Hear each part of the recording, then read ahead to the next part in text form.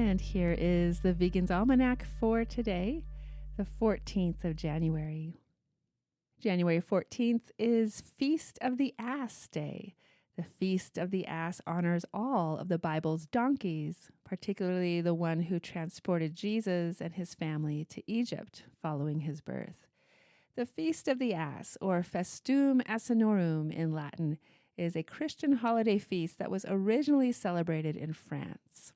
The holiday fell out of favor with the Catholic Church leadership and disappeared in the 15th century. Donkeys are wonderful animals. They can significantly differ in size. They can be a mere 26 inches or as tall as 68 inches. A donkey's digestive system utilizes over 95% of what they consume. In the desert, a donkey's bray carries about 60 miles. Donkeys have the ability to see all four of their feet at once. This helps explain how sure-footed they are.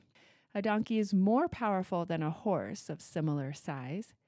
In biblical times, donkeys were a symbol of peace. The prophet Zechariah foretold Jesus arriving in Jerusalem riding on a donkey. Rejoice greatly, O daughter of Zion. Shout, O daughter of Jerusalem. Behold, your king comes to you. He is just and having salvation, kind and riding on a donkey. And today is the birthday of Albert Schweitzer, born on this day in 1875. Albert Schweitzer was a German and French polymath from Alsace. He was a theologian, organist, musicologist, writer, humanitarian, philosopher, physician, and a Lutheran minister. He received the 1952 Nobel Peace Prize for his philosophy of reverence for life.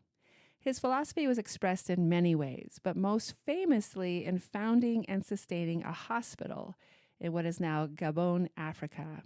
His reverence for life philosophy also compelled him to be vegetarian, a choice he viewed as an ethical imperative against cruelty and suffering. Schweitzer wrote about his childhood. I used to suffer particularly because the poor animals must endure so much pain and want. The sight of an old limping horse being dragged along by one man while another man struck him with a stick. He was being driven to the Colmar slaughterhouse, haunted me for weeks. Another time, a friend proposed we kill birds with a sling. This was a horrible proposal, but I dared not refuse for fear he would laugh at me. So we came to a tree which was still bare, and on which the birds were singing out gaily in the morning, without any fear of us. Then stooping over, my companion placed a pebble in the leather of his sling and stretched it. Obeying his peremptory glance, I did the same, with frightful twinges of conscience, vowing firmly that I would shoot when he did. At that very moment, the church bells began to sound, mingling with the song of the birds in the sunshine. It was the warning bell that came a half hour before the main bell. For me, it was a voice from heaven. I threw the sling down, scaring the birds away so that they were safe from my companion's sling, and fled home. And ever afterwards, when the bells of Holy Week ring out amidst the leafless trees in the sunshine, I remember with moving gratitude how they rang into my heart at that time the commandment, "Thou shalt not kill." And here's a reading for today from Numbers chapter 22. Balaam got up in the morning, saddled his donkey, and went with the Moabite officials. But God was very angry when he went, and the angel of the Lord stood in the road to oppose him. When the donkey saw the angel of the Lord standing in the road with a drawn sword in his hand, she turned off the road into a field. Balaam beat her to get her back on the road. Then the angel of the Lord stood in a narrow path through the vineyards, with walls on both sides. When the donkey saw the angel of the Lord, she pressed close to the wall, crushing Balaam's foot against it. So he beat the donkey again.